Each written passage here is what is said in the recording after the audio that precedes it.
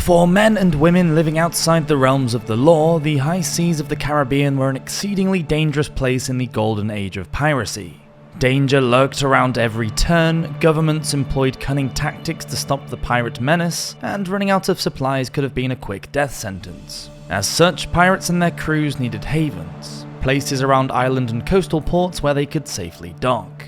Many of these places were secret, unknown to the men of the law, providing oceanic criminals a place to lay their heads, replenish supplies, and spend the money they had made out at sea. While the ports discussed in today's video are all located in the Caribbean and its neighbouring areas, it is important to note that such places have existed the world over. Wherever there is piracy, there are ports and havens for pirates to lay low. Today we will be looking at some of the most famous ports used as hiding spots for pirates across the golden age of piracy. We will look at their locations, purposes, and the pirates that they once harboured. Sit back as we journey to the Caribbean to explore the hidden ports and islands used by some of the world's most notorious pirates. Welcome to Walk the Plank. Nassau.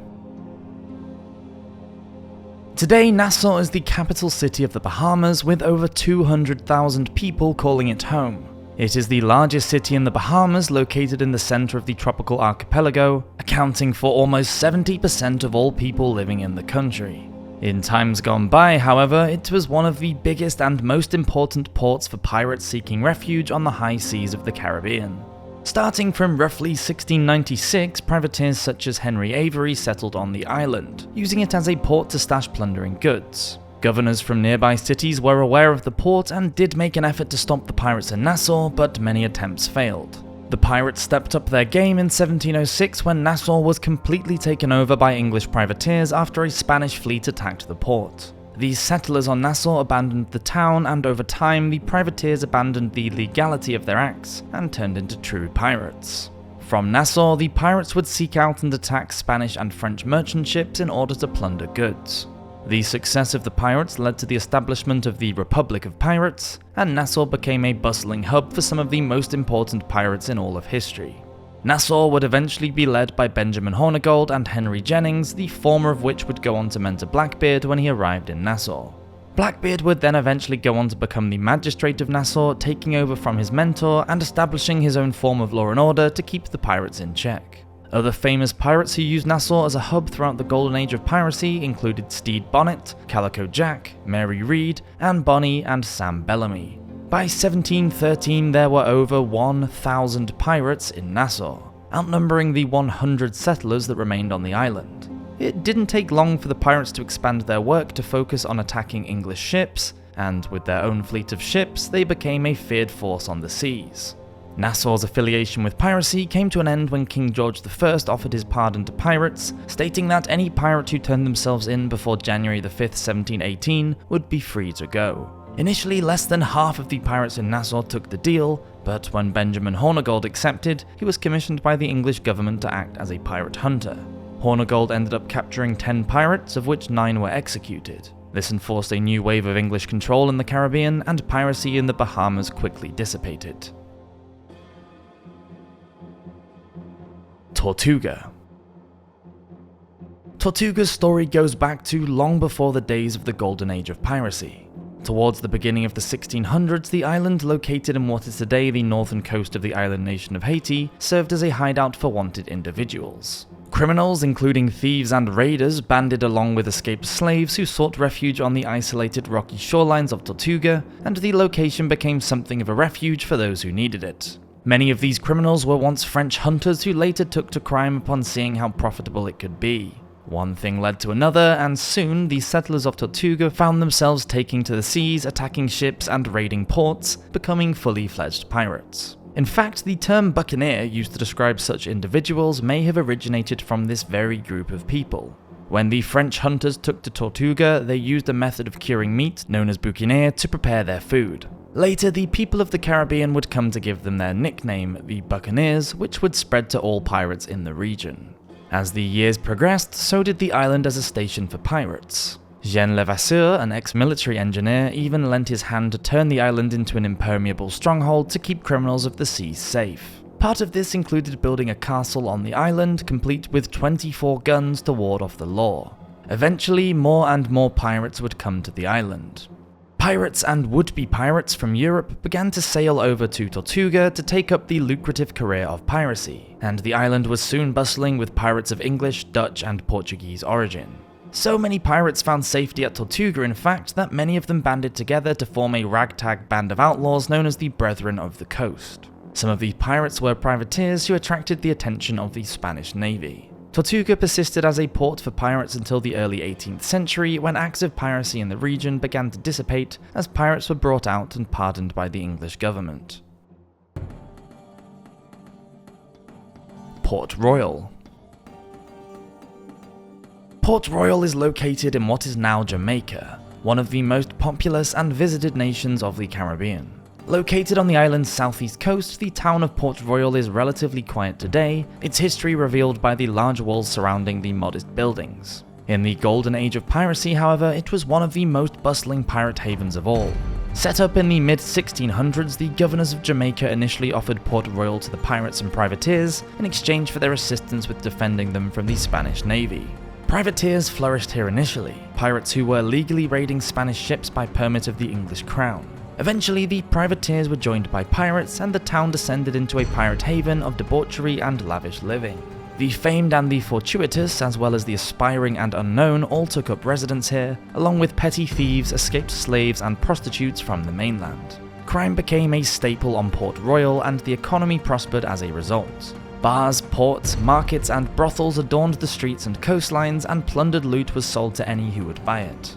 Many pirates settling in Port Royal found ways to spend their ill-gotten cash quite quickly, be it through drink, replenishing supplies, purchasing upgrades and weapons for their ships, recruiting new crew members, hiring prostitutes, gambling, or decking themselves out with new clothing and accessories. Pirates could use Port Royal as a safe haven from the law, a place to relax and revel in the midst of a difficult and dangerous life. Port Royal's affiliation with pirates came to an abrupt end towards the final years of the golden age of piracy. Pirates occupying Port Royal soon turned to plundering ships of any origin, English included. This understandably angered the Royal Navy, who deployed Port Royal's authorities to put the pirate threat down. In just a few years, Port Royal went from being an iconic location for pirates to thrive, to a place where pirates would fear to tread. Gallows Point was established in the town, and Port Royal became a site more affiliated with the death of pirates. Many pirates were hanged here over the years, including Charles Vane and Calico Jack. It wasn't long before the English authorities had wrestled control over Port Royal once again. The British Virgin Islands.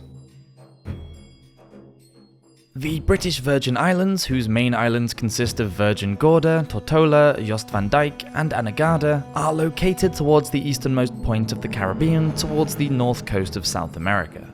Piracy in the British Virgin Islands reached its zenith in the Golden Age throughout the years 1690 and 1730. The Virgin Islands were used at length by pirates, including a large number of emancipated slaves who turned to piracy upon gaining freedom to hide and recover after long periods at sea. Given the large number of islands in the vicinity and the close proximity of the islands to one another, the archipelago acted as a great natural barrier for pirates wanting to evade the law. One of the most famous pirates to grace the Virgin Islands was Sam Bellamy, otherwise known as Black Sam. He was a notorious pirate from the Golden Age who reportedly captured over 50 merchant vessels in a single year. He used the Virgin Islands as his main base, using the geography of the region as an excellent cover to keep himself and his crew hidden. Captain Norman was another key pirate captain also known in the region, who was hanged here by the Spanish when the Golden Age came to a close. The most famous pirate associated with the British Virgin Islands is the infamous Edward Teach, or rather, Blackbeard. Although there is a good chance that many of the specifics are still shrouded in legend and obscured by time, an island in the area colloquially known as Dead Chest may have been the location where Blackbeard marooned some of his men.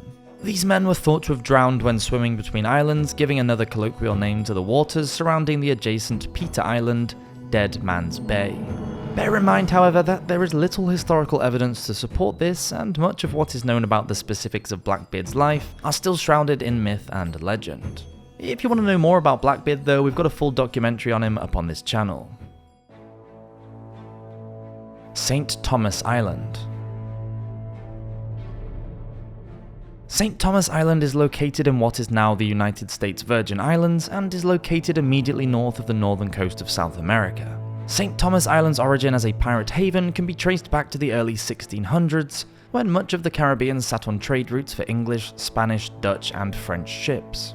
As more and more vessels passed through the area, pirates from neighbouring islands, as well as newcomers turned to crime, settled there with a view of making their fortune at sea. The island became a notorious pirate haven port in the late 1670s, when individual pirate crews banded together to set up defences against rival pirates who might seek to steal the location or treasure within. Many Dutch settlers upon arrival in the region traded with the pirates and joined their ranks over the years. Amongst the big names that visited St. Thomas Island over the years include Black Sam, Blackbeard, and Captain Kidd, who all used the region as a place to recuperate and rest after long stretches at sea.